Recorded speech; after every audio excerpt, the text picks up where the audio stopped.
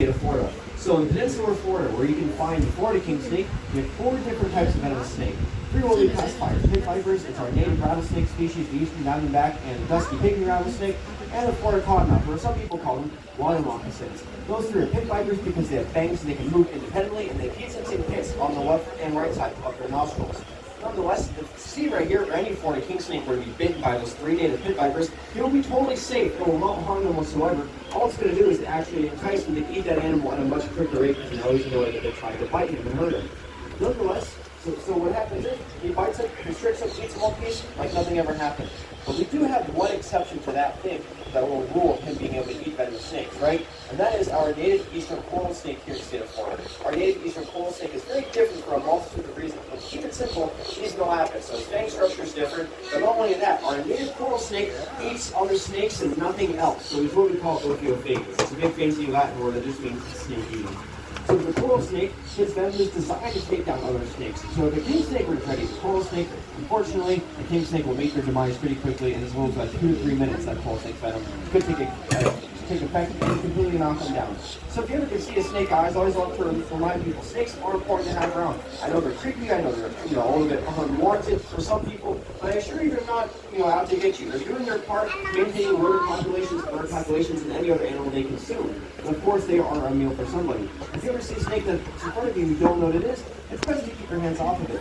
Most of our snake bites in the U.S. every single year actually happen when somebody's purposely trying to kill, harm, harass, or attack an animal. So if you want to avoid a snake bite, very simple. Keep your hands off, because they're not out to get you. After all, if they bite people, they do it as a waste of venom. And of course, if you're curious about learning more about snakes in front of you, my best recommendation is buying a local field guide or a textbook for the snakes in your area. That way you can learn multiple ways to properly identify the native snakes. And that way, of course, you keep yourself safe, your loved ones, your dogs, your cats, and everything else in between. But on that note, I've already talked a really long time about snakes, and I could keep going. We have time for one more animal in this show. So Steve would wave goodbye to you, but he has no arms or legs. So it's like he's just going to flick his tongue, and that's his way of saying goodbye, although he really is just smelling like the food on his feet a minute ago.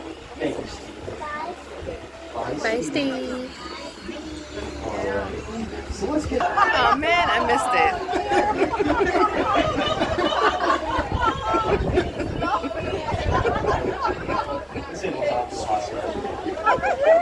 So the final animal we're hanging out with, somebody already met, is Fluffy. Now I know what you're thinking. He's not a fluffy animal. Why is he named Fluffy? Well, I had to trick you guys a little bit, right? Make sure you're paying attention. This is Fluffy here, and he's what we call the American alligator. Simply put, we call him Fluffy so more people are willing to learn about him and feel less threatened by him.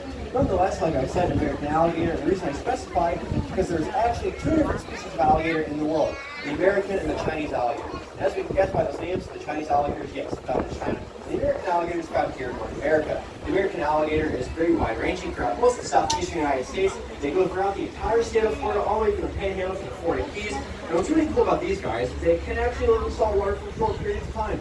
Most people think alligators can't, but they can. But not extended periods of time like their crocodilian cousins. And that's because alligators, unlike crocodiles, don't have the gland under their bone plasma to restrain the excess salt in their body. Nonetheless, the American alligator then goes west all the way to eastern Texas, southwestern Arkansas, and southeastern Oklahoma. And then they go all the way northeast to coastal North Carolina. The reason they can do this in living in these lower temperatures is because they're what we call a temperate species of crocodilian. This means they live farther from the equator compared to other animals like caimans or crocodiles in Central Africa or Southeast Asia. It's also one of the reasons why they're much darker coloration as full-grown adults. As we know, of course, when alligators usually as babies, until they're about 4 feet, they do have yellow bands on them, and that is to allow them to blend in with the leaf litter and vegetation in their aquatic waterways. Because alligators, believe it or not, are on the food menus for basically every animal until they're about 5 feet long. As a matter of fact, the American alligator only has a 2% survival chance to make it to that 5-foot mark. But once they reach that 5 to 6 mark, what it's called, they are apex predators. This means they no longer have any other predators besides larger alligators and us as people as we interview with their home range. Nonetheless, as we walk around the range, you'll see something really cool on these guys, right? They're what we call scutes or osteoderms. These big bony plates in the back of the neck, back of the back, and tail of the animal. So these have 2 main functions. First and foremost, it does serve as protection from other similar-sized crocodilians and other predators. But not only that, it also is like a built-in solar panel. So all alligators, just like all crocodilians, all 27 species, are what we call cold-blooded. So this means they can't regulate their own body temperature, or rather rely on external and environmental factors to regulate their body temperature and keep themselves warm or cool off. So if an alligator wants to warm up, what he's going to do is, of course, go into the bank, like Crusher did earlier, that large alligator across the way, if you want to see a good live example. And they're going to sit in the sun all day long, utilizing their osteoderms and big bony scutes to absorb heat and radiance throughout the rest of their body. It's awesome to maintain a good activity basis to digest their food. To keep it simple, if you guys wanted to eat 20 pounds of turkey on Thanksgiving and you were an alligator, all you have to do to get a six-pack is go to the beach for 3 days. And bam, six-pack, just like that. No going to the gym, no walking on the treadmill, none of that stuff. Yeah, they're pretty nice. Now, that's one of the reasons why they've been able to survive for as long as they have. The American alligator you see right in front of you has been basically unchanged for the last 5 million years.